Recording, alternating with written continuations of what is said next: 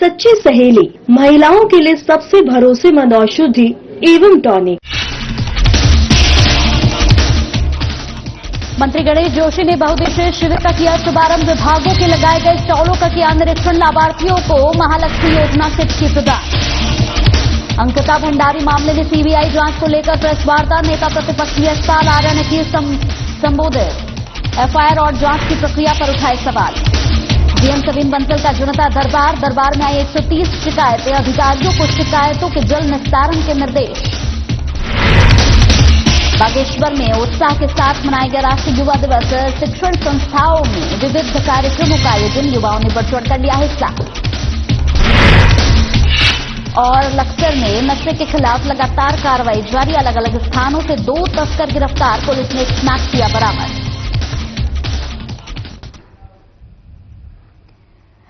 नमस्कार, उत्तराखंड के बुलेटिन में आप सभी का स्वागत है। आप सभी के साथ हाजिर हूं मैं कंचन। शुरुआत करेंगे इस वक्त की बड़ी खबर के साथ। इस वक्त टीवी स्क्रीन पर बड़ी खबर आपको दिखाने जा रहे हैं। मुख्यमंत्री की ओर से नव वर्ष के कैलेंडर का यहां पर प्रकाशित किया गया है, विमोचन किया गया। सीएम धामी ने मुख्यमंत्री आवास में सूचना विभाग द्वारा प्रकाशित नव वर्ष 2026 के कैलेंडर का विमोचन किया। कैलेंडर के आकर्षक स्वरूप, उत्कृष्ट मुद्रण गुणवत्ता एवं विषय वस्तु की उन्होंने सराहना भी की है। ये कैलेंडर दूरदर्शी निर्णय को प्रभावी ढंग से जनमानस तक पहुंचाने का सशक्त माध्यम है। राज्य सरकार के निरंतर प्रयासों को एक सुसंगठित और रचनात्मक रूप में किया गया है प्रस्तुत। ये कैलेंडर आम जन के लिए होगा, जानकारीपूर्ण और प्रेरणादायी सिद्ध होगी। सीएम धामी ने सूचना विभाग की टीम को उत्कृष्ट प्रकाशन के लिए बधाई भी दी है। विभाग ने सदैव सरकार और जनता के बीच सेतु की भूमिका निभाई है। सीएम धामी की ओर से ये बातें कही गई। भविष्य में भी सूचना विभाग सूचनाओं का प्रभावी प्रसार करता रहेगा। सरकार की योजना और नीतियों को सही जानकारी समाज के अंतिम व्यक्ति तक पहुंचाने का दायित्व है। इस अवसर पर अपर सचिव मुख्यमंत्री एवं सूचना महानिदेशक बंशीधर तिवारी, उप निदेशक सूचना मनोज श्रीवास्तव और उत्तराखंड मीडिया सलाहकार समिति अध्यक्ष गोविंद सिंह रहे।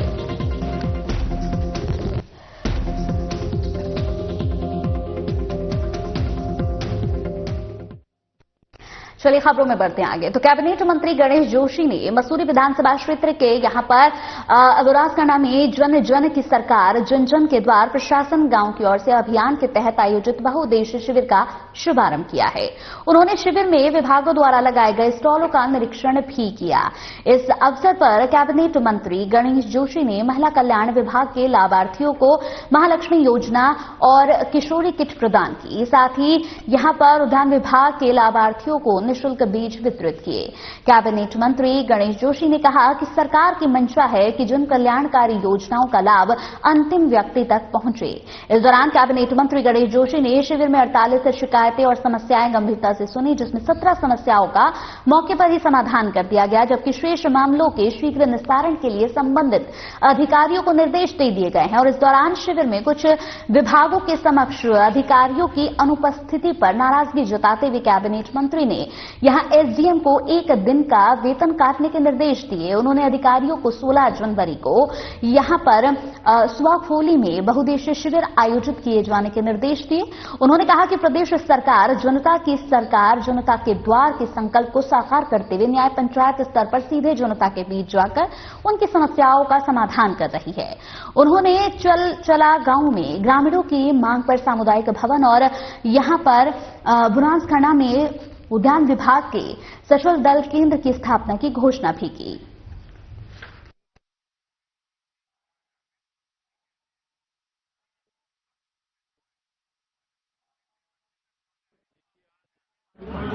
मैं आभार व्यक्त करना चाहता हूं प्रदेश के मुख्यमंत्री विष्णु सिंह धामी जी का, उनकी सोच का,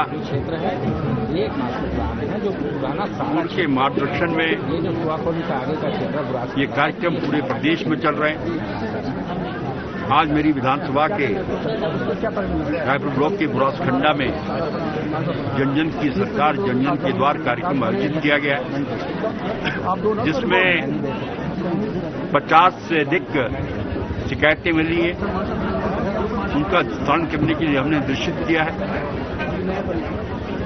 हमारे 29 विभाग यहां पर मौजूद हैं, क्योंकि यहां पर नेटवर्क की प्रॉब्लम है। और मैंने निरीक्षण के दौरान महसूस किया कि नेटवर्क न होने के कारण यहाँ की जनता जिस उद्देश्य से हम यहाँ पर आए हैं लाभान्वित नहीं हो पाएगी। इसलिए हमने और कुछ विभागों के सक्षम अधिकारी यहाँ पर मौजूद नहीं है।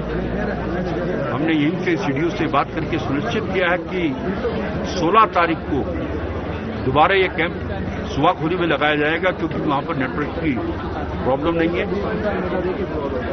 और सक्षम अधिकारी सारे वहाँ पर होंगे। क्योंकि हमारा ये मानना है कि अगर गांव मजबूत होगा तो देश मजबूत होगा।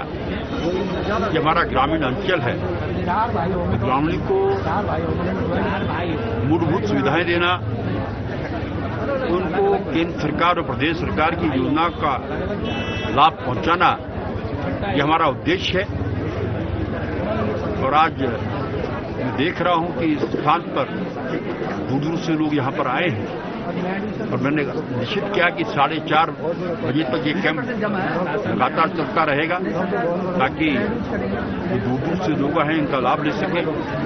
इसी प्रकार 21 तारीख को हमने एक कैंप बुधवारी खाल में रखा है और एक बार फिर मैं इसके लिए माननीय मुख्यमंत्री जी का आभार करता हूं, उनकी सोच के लिए उनको धन्यवाद देता हूं। उन्होंने आम जनमानस को रखते हुए ये कार्यक्रम जो है पूरी। इस वक्त की एक और बड़ी खबर आपको टीवी स्क्रीन पर दिखाने जा रहे हैं। इस वक्त की बड़ी खबर आपको बता दें कि नेता प्रतिपक्ष यहां पर लगातार प्रेस कॉन्फ्रेंस करते हुए नजर आए। नेता प्रतिपक्ष यशपाल आर्य ने प्रेस कॉन्फ्रेंस की, प्रेस वार्ता की, जिसमें अंकिता भंडारी प्रकरण में सीबीआई जांच को लेकर उन्होंने बातचीत की। अंकिता भंडारी के माता पिता की मांग के अनुसार मामले की जांच पड़ताल होनी चाहिए। यशपाल आर्य की ओर से ये बातें कही गई। हाई कोर्ट या सुप्रीम कोर्ट के किसी भी सिटिंग जज की देखरेख में होनी चाहिए ये पूरी जांच। नेता प्रतिपक्ष ने एफआईआर और जांच की प्रक्रिया पर भी सवाल उठा दिए हैं। सरकार ने पहले दिन से जांच को दबाने का काम किया है, ये यशपाल आर्य की ओर से कहा गया है। उत्तराखंड की माताएं, बहनें और युवा अंकिता भंडारी के लिए न्याय चाहते हैं। अंकिता के माता पिता और उत्तराखंड की जनता के संघर्ष की जीत हुई है। सरकार को मजबूर होकर सीबीआई जांच की यहां पर देनी पड़ी आज्ञा। आपको बता दें कि न्याय नहीं मिलने तक हम इसी तरह से सरकार पर दबाव बनाए रखेंगे।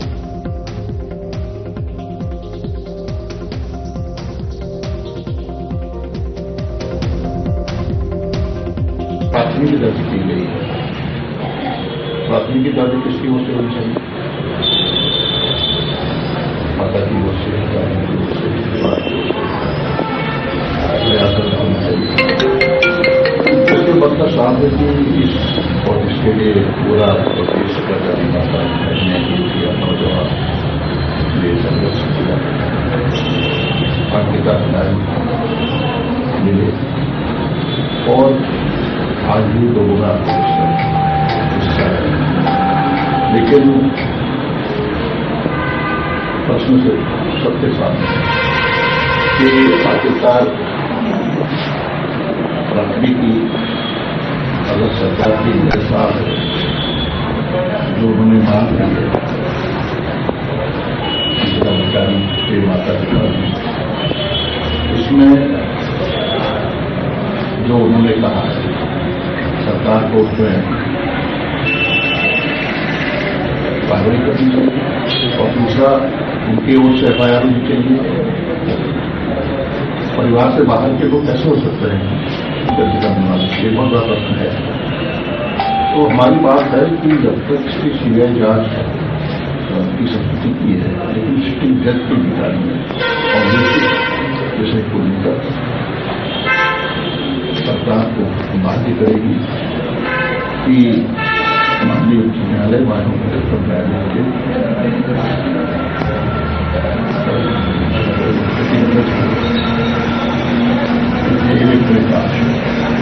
तभी सच सामने आ पाएगा।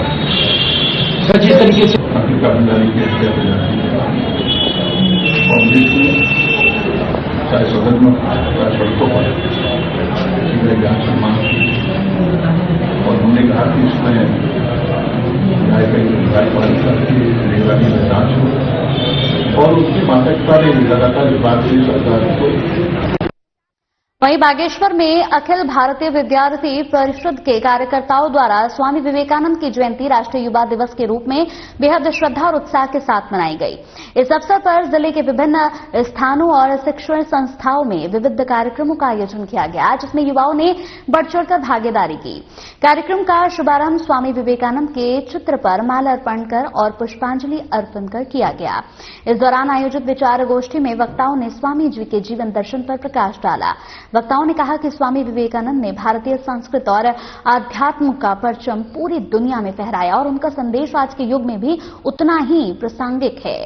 कार्यक्रम का मुख्य आकर्षण युवाओं का उत्साह रहा। उपस्थित छात्र छात्राओं और परिषद के कार्यकर्ताओं ने स्वामी विवेकानंद के उठो जागो और तब तक मत रुको जब तक लक्ष्य प्राप्त न हो जाए के मार्ग पर चलने का संकल्प लिया। युवाओं ने उनके आदर्शों को अपने व्यक्तित्व और सामाजिक जीवन में अपनाने की शपथ ली।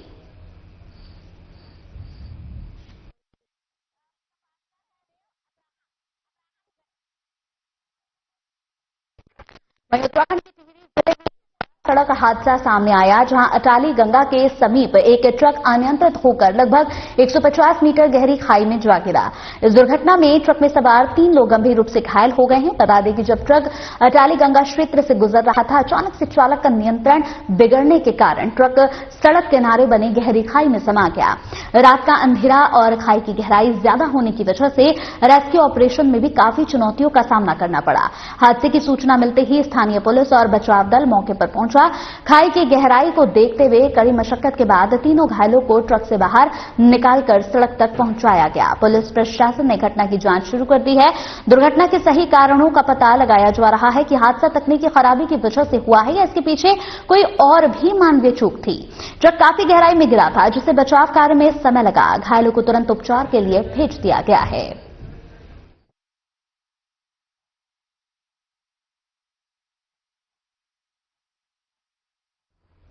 यहाँ रुकने छोटे से ब्रेक के लिए जल्द हाजिर होंगे कुछ और उत्तराखंड की खबरों के साथ।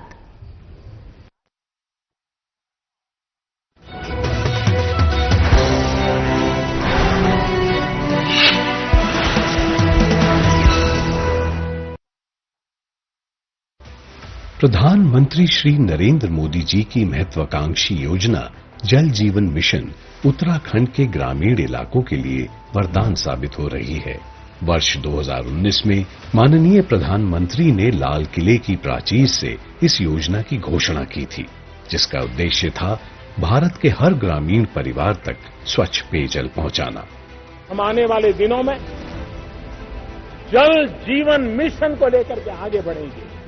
इस योजना के तहत प्रत्येक ग्रामीण परिवार को प्रति व्यक्ति प्रतिदिन 55 लीटर स्वच्छ जल उपलब्ध कराया जा रहा है। जिन पहाड़ी ग्रामीण इलाकों में कभी स्वच्छ पेयजल केवल सपना था, वहां आज घर घर नल से जल पहुंच रहा है। पानी की बहुत दिक्कत थी, ऊपर जाना पड़ता था, ऊपर से लाना पड़ता था। गर्मी के दिन आते थे तो हम थक के आते थे खेतों से ना, ऊपर जाना पड़ता था, रातों रात पानी भरना पड़ता था। अब तो बहुत सुविधा होगी, पानी के अंदर लगा हुआ पानी बाहर अंदर सब टंकी, अब कोई दिक्कत नहीं हमारे लिए ना। उत्तराखंड ने जल जीवन मिशन के अंतर्गत उल्लेखनीय उपलब्धि हासिल की है। ग्रामीण क्षेत्रों के 97.63% घरों में नल के जरिए पेयजल उपलब्ध हो चुका है और राज्य 100% लक्ष्य की ओर तेजी से बढ़ रहा है। अब महिलाओं को पानी के लिए लंबी दूरी तय नहीं करनी पड़ती, क्योंकि जल जीवन मिशन के तहत घर घर नल है और नल में स्वच्छ जल है। पहले यहाँ पर ग्रामीणों को बहुत दिक्कत होती थी पानी के लिए ना, पड़ोसियों के घर से भरना पड़ता था। अब मोदी जी के जल जीवन मिशन के तहत लोगों के यहाँ पानी जुड़ चुका है और सभी खुश है। प्रधानमंत्री नरेंद्र मोदी के कुशल नेतृत्व और मुख्यमंत्री पुष्कर सिंह धामी के प्रयासों से आज उत्तराखंड के ग्रामीण घरों तक नल के जरिए जल पहुंच रहा है और साथ ही पहुंच रहा है विश्वास एक स्वस्थ और सुखद जीवन का, क्योंकि जल है तो कल है।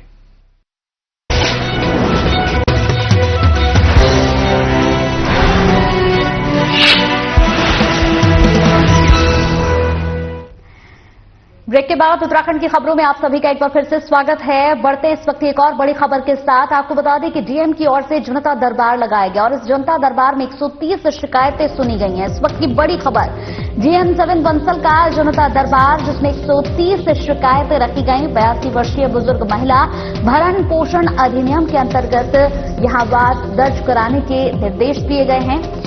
आपको बता दें कि अकल माता मोनिका और विधवा रेणु की बेटियों की शिक्षा नंदा सुनंदा से होगी पुनर्जीवित। बालक की फीस माफी के लिए स्कूल प्रबंधन को भेजा गया पत्र। 18 माह से लंबित दाखिल खारिज प्रकरण की शिकायत मिली। मामला जन दर्शन में तहसील स्तर पर चिन्हित होने के बावजूद पटवारी स्तर पर लंबित है। जिलाधिकारी ने कड़ी नाराजगी जताई है। डीएम के विभागीय अधिकारियों को सख्त निर्देश भी दे दिए गए हैं। शिकायतों का समयबद्ध और संवेदनशीलता के साथ निस्तारण किया जाए। प्रत्येक शिकायत के निस्तारण के बाद संबंधित शिकायतकर्ताओं को सूचित किया जाए। किसी भी स्तर पर लापरवाही नहीं बर्दाश्त की जाएगी। इस वक्त की बड़ी खबर है ये, जनहित के प्रति अपनी जिम्मेदारी को पूरी प्रतिबद्धता के साथ निभाया जाए।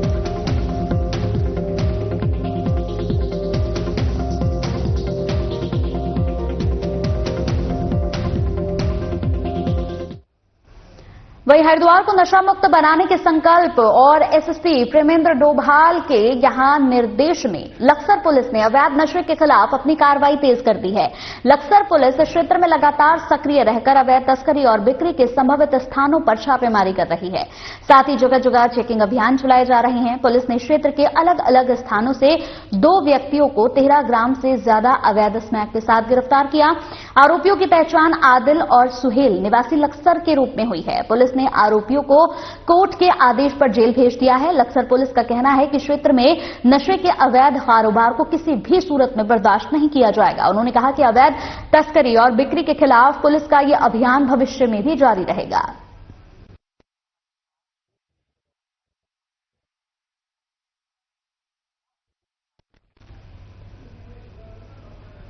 स्वामी विवेकानंद की 164वीं जयंती के अवसर पर बीजेपी युवा मोर्चा ने स्वदेशी संकल्प दौड़ का आयोजन किया, जिसमें मुख्य अतिथि महापौर शंभू पासवान पहुंचे। उन्होंने हरी झंडी दिखाकर स्वदेशी संकल्प दौड़ में शामिल युवाओं को रवाना किया। इस दौरान युवाओं ने स्वामी विवेकानंद के बताए रास्ते पर चलने का संकल्प लिया। बीजेपी युवा मोर्चा के जिला अध्यक्ष शिवम यहां पर टुटेजा ने बताया कि स्वामी विवेकानंद युवाओं के लिए प्रेरणा स्रोत रहे हैं। युवा मोर्चा निरंतर ऐसे कार्यक्रमों के माध्यम से युवाओं को स्वदेशी राष्ट्रभक्ति और सेवा भाव से जोड़ने का काम करती है। बीजेपी जिला उपाध्यक्ष यहां पर प्रतीके कालिया ने कहा कि प्रधानमंत्री नरेंद्र मोदी के आत्मनिर्भर भारत के संकल्प आगे बढ़ाने में युवा मोर्चा महत्वपूर्ण भूमिका निभा रहा है। बता दें कि दौड़ में 120 युवाओं ने प्रतिभाग किया, जिसमें अव्वल आने वाले प्रतिभागियों को नगद पुरस्कार से सम्मानित किया गया।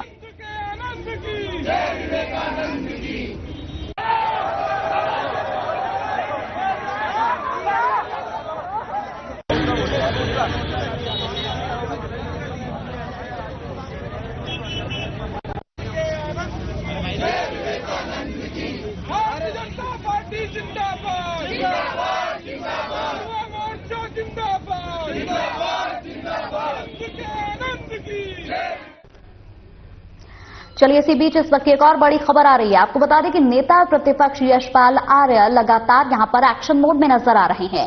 यशपाल आर्य ने यहां पर कई ऐसे मुद्दों को उठाया जो बेहद जरूरी हैं। काशीपुर निवासी किसान आत्महत्या मामले पर नेता प्रतिपक्ष यशपाल आर्य बोलते हुए नजर आए। उन्होंने साफ तौर पर कहा कि युवा किसान द्वारा आत्महत्या करना धामी सरकार की किसान विरोधी व्यवस्था का सबसे भयावह प्रमाण है।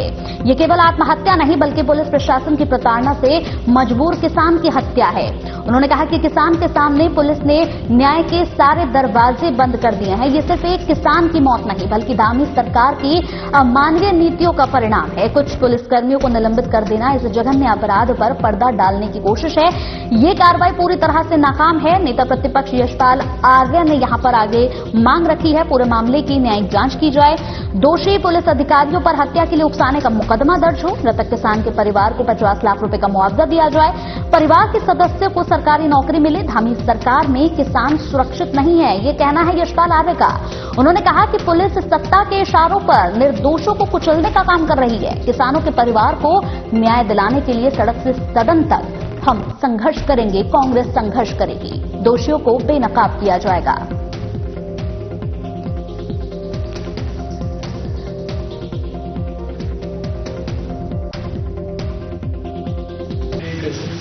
के नैतिक पतन का जीवंत प्रमाण है और जिस तरह से नौजवान युवा किसान ने आत्महत्या करने से पहले जो उन्होंने अपनी पीड़ा को, अपने दर्द को साझा किया है और उन्हें साफ तौर से कहा है कि उधमसिंह नगर के वरिष्ठ पुलिस अधीक्षक एसएसपी से लेकर थाना इंचार्ज ने मेरी फरियाद नहीं सुनी और वह लोग, पूरा प्रशासन व पुलिस प्रशासन जो माफिया थे, जिन्होंने लगातार उसको प्रताड़ित करने का काम किया, वह सारे वो माफियाओं के साथ पुलिस प्रशासन का पूरा सपोर्ट था, सहयोग था, जिसकी वजह से मुझे बेबस होकर आत्महत्या करने को मजबूर होना पड़ रहा है। तो ये स्पष्ट है कि एक गठजोड़ बन चुका है और जो पुलिस की जो जिम्मेदारी है, जो उनका दायित्व है, उससे हटकर वो भूमाफियाओं के, शराब माफियाओं के हाथों में खेल रहे हैं। एक गठजोड़, नापाक गठजोड़ बन चुका है और निश्चित रूप से कांग्रेस ने इस मामले को गंभीरता से लिया है और आज हमारे उपनेता प्रतिपक्ष काशीपुर जा रहे हैं, हमारे माननीय विधायक वहां जा रहे हैं और कल मैं स्वयं वहां जाऊंगा। हमारे कांग्रेस अध्यक्ष गोविंद जी भी निश्चित रूप से वहां पहुंचेंगे और पूरा परिवार, कांग्रेस परिवार, उस युवा नौजवान जिसने आत्महत्या कर ली है उनके साथ है, मजबूती के साथ है और हमें भरोसा नहीं है। माननीय मुख्यमंत्री ने कहा है कि इसकी मजिस्ट्रेट जांच होगी,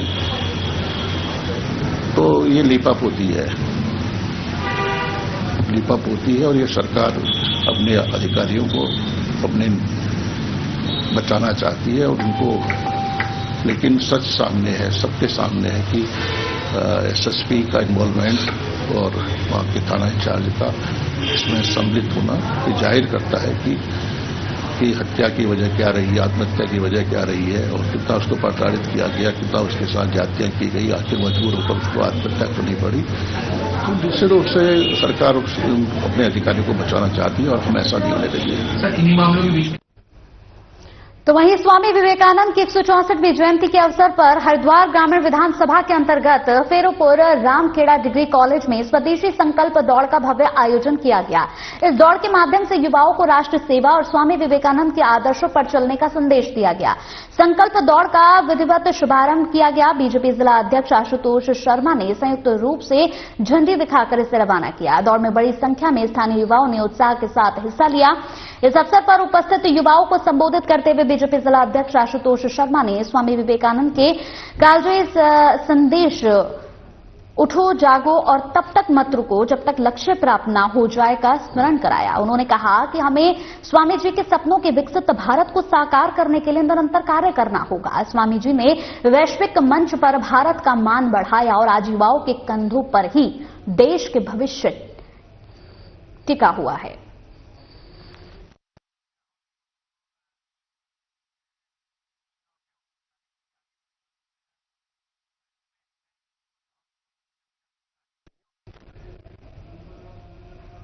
चलिए इसी बीच इस वक्त एक और बड़ी खबर आ रही है। इस वक्त एक और बड़ी खबर आपको बता दें कि लगातार जिस तरह से कैबिनेट मंत्री रेखा आर्य के पति के विवादित बयानों को लेकर कई लोग इस वक्त नाराज नजर आ रहे हैं। स्क्रीन पर भी आप देख सकते हैं कैबिनेट मंत्री रेखा आर्य के पति के विवादित बयान पर महिला कांग्रेस का इस वक्त बयान सामने आया। मुकदमा दर्ज करने की मांग को लेकर जमकर हंगामा किया गया है। महिला कांग्रेस प्रदेश अध्यक्ष ज्योति रौतेला ने कार्यकर्ताओं के साथ यहां पर डालनवाला कोतवाली में प्रदर्शन किया है। पुलिस ने प्रदेश अध्यक्ष सहित 11 कार्यकर्ताओं को हिरासत में लिया।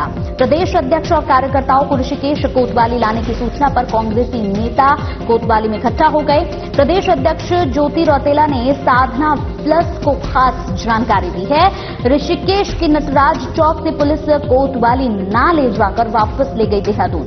ज्योति रौतेला ने पुलिस पर बेवजह परेशान करने का आरोप यहां पर लगाया है। मंत्री के बिगड़े बोल वाले पति पर पुलिस नहीं करना चाहती है कार्रवाई। ज्योति रौतेला ने यह बात कही। कांग्रेस महिलाओं के अपमान को बर्दाश्त नहीं करेगी।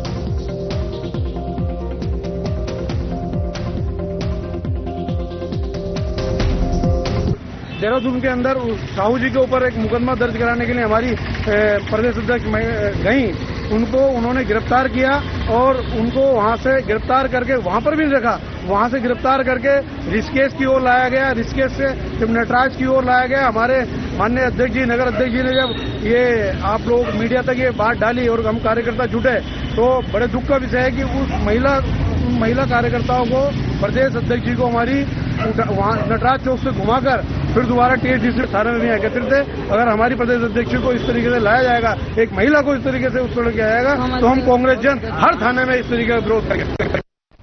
चलिए इसी के साथ उत्तराखंड के बुलेटिन में मेरे साथ इतना ही। ताजा तरीन खबरों के लिए लगातार आप बने रहें।